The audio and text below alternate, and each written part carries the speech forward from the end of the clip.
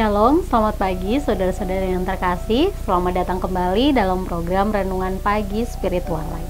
Perenungan kita pagi ini akan terambil dari Yohanes pasal 16 ayat 16 sampai 33 dengan judul perikop Duka Cita yang Mendahului Kemenangan. Demikian firman Tuhan. Tinggal sesaat saja dan kamu tidak akan melihat aku lagi, dan tinggal sesaat saja pula dan kamu akan melihat aku. Mendengar itu, beberapa dari muridnya berkata kepada yang lain, apakah artinya ia berkata kepada kita, tinggal sesaat saja dan kamu tidak melihat aku, dan tinggal sesaat saja pula dan kamu akan melihat aku, dan aku pergi kepada Bapa? Maka kata mereka, apakah artinya ia berkata tinggal sesaat saja? Kita tidak tahu apa maksudnya. Yesus tahu bahwa mereka hendak menanyakan sesuatu kepadanya, lalu ia berkata kepada mereka, adakah kamu membicarakan seorang dengan yang lain dan apa yang kukatakan tadi, yaitu tinggal sesaat saja dan kamu tidak melihat aku, dan tinggal sesaat saja pula dan kamu akan melihat aku. Aku berkata kepadamu, sesungguhnya kamu akan menangis dan meratap, tetapi dunia akan bergembira.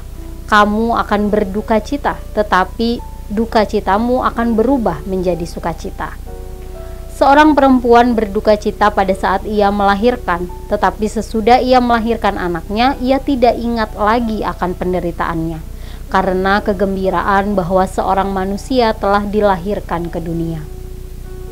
Demikian juga kamu sekarang diliputi duka cita, tetapi aku akan melihat kamu lagi dan hatimu akan bergembira, dan tidak ada seorang pun yang dapat merampas kegembiraanmu itu daripadamu. Dan pada hari itu kamu tidak akan menanyakan apa-apa kepadaku.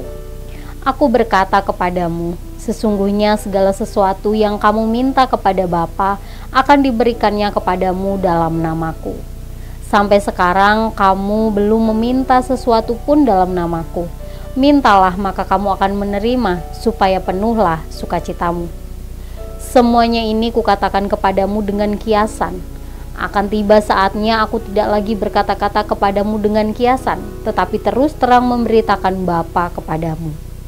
Pada hari itu kamu akan berdoa dalam namaku, dan tidak aku katakan kepadamu bahwa aku meminta bagimu kepada Bapa, sebab Bapa sendiri mengasihi kamu, karena kamu telah mengasihi aku dan percaya bahwa aku datang dari Allah. Aku datang dari Bapa dan aku datang ke dalam dunia. Aku meninggalkan dunia pula dan pergi kepada Bapa. Kata murid-muridnya, lihatlah sekarang engkau terus terang berkata-kata dan engkau tidak memakai kiasan. Sekarang kami tahu bahwa engkau mengetahui segala sesuatu dan tidak perlu orang bertanya kepadamu. Karena itu kami percaya bahwa engkau datang dari Allah. Jawab Yesus kepada mereka, percayakah kamu sekarang? Lihat, saatnya akan datang, bahkan sudah datang bahwa kamu dicerai beraikan masing-masing ke tempatnya sendiri, dan kamu meninggalkan aku seorang diri. Namun aku tidak seorang diri, sebab Bapa menyertai aku. Semuanya itu kukatakan kepadamu supaya kamu beroleh damai sejahtera dalam aku.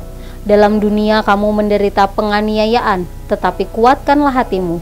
Aku telah mengalahkan dunia.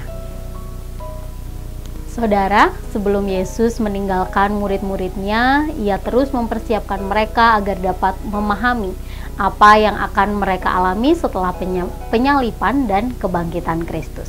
Nah, perikop yang baru saja kita baca ini juga merupakan bagian dari nasihat Yesus agar mereka memiliki damai sejahtera di dalam Dia. Di dalam ayat 16, Yesus mengatakan bahwa tinggal sesaat saja dan kamu tidak melihat aku lagi, dan tinggal sesaat saja pula dan kamu akan melihat aku. Apa maksud dari perkataan ini? Maksud dari perkataan Yesus adalah bahwa sesaat dia akan mengalami penderitaan dan menyerahkan diri untuk disalibkan. Para murid tidak akan melihat Yesus lagi. Nah, di saat inilah duka cita akan melanda mereka. Kemudian sesaat setelah kematiannya, yaitu ketika kebangkitannya, para murid akan melihat Yesus kembali. Di saat inilah sukacita dan kemenangan akan dirasakan oleh murid-murid dan juga seluruh umat manusia. Nah, untuk menggambarkan hal ini, Yesus menggunakan gambaran tentang seseorang yang melahirkan bayi. Ibu si bayi akan mengalami masa sakit ketika bayi sedang dalam proses dilahirkan. Tetapi ketika bayi sudah lahir, tentu sang ibu akan bersuka cita. Tapi penjelasan Yesus masih saja belum dapat dipahami oleh para murid pada saat itu. Saudara, di akhir perikop yang sudah kita baca tadi, Yesus kemudian memberitahu alasan mengapa di dalam Dia mereka dapat memiliki sukacita dan damai sejahtera sejati. Alasannya ialah karena Yesus telah menaklukkan dunia dan tampil sebagai pemenang. Dunia yang membenci Yesus siap menghancurkan kita dengan melemparkan hinaan, kesengsaraan, rasa sakit, atau bahkan maut. Tetapi semuanya telah dikalahkan dan dipatahkan oleh Kristus di atas kayu salib.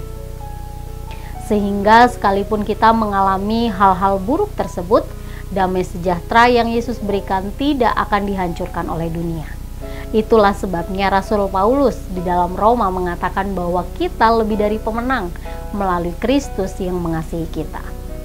Saudara-saudara yang terkasih, kesulitan-kesulitan yang dialami oleh murid-murid dalam perikop ini juga kita rasakan sebagai orang percaya. Di dalam dunia ini kita bisa saja mengalami berbagai kesedihan, duka, pergumulan, atau kesulitan karena kita mengikut Kristus.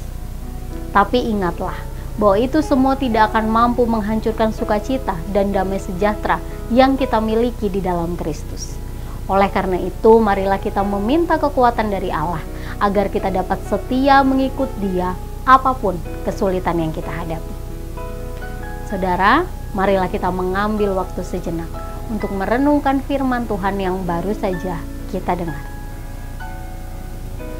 Saudara, apa sajakah kesedihan, duka, pergumulan, atau kesulitan yang saudara sedang alami selama ini ketika mengikut Tuhan?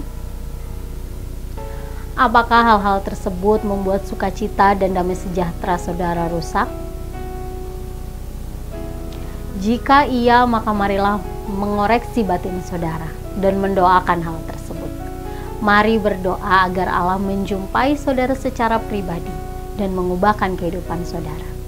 Dan mari berdoa agar Allah menganugerahkan kekuatan bagi saudara, sehingga tidak peduli kesulitan apapun yang saudara hadapi, itu semua tidak akan menghancurkan sukacita dan damai sejahtera saudara di dalam Kristus.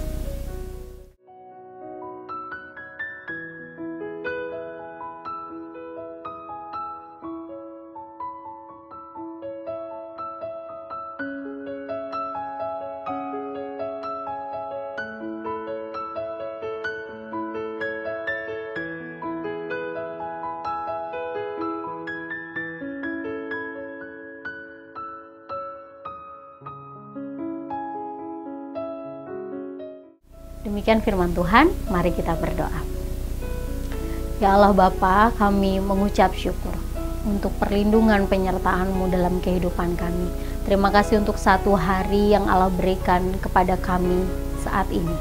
Kami juga bersyukur Tuhan untuk kebenaran firman-Mu yang datang kepada setiap kami dan mengingatkan bahwa jika kami tinggal di dalam Engkau, maka kami akan memiliki sukacita dan damai sejahtera yang sejati.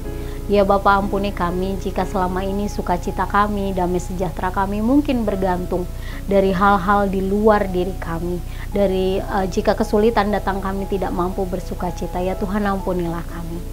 Ya Tuhan, terus ingatkan kami bahwa di dalam Engkau kami bisa mendapati sukacita dan damai sejahtera sejati itu.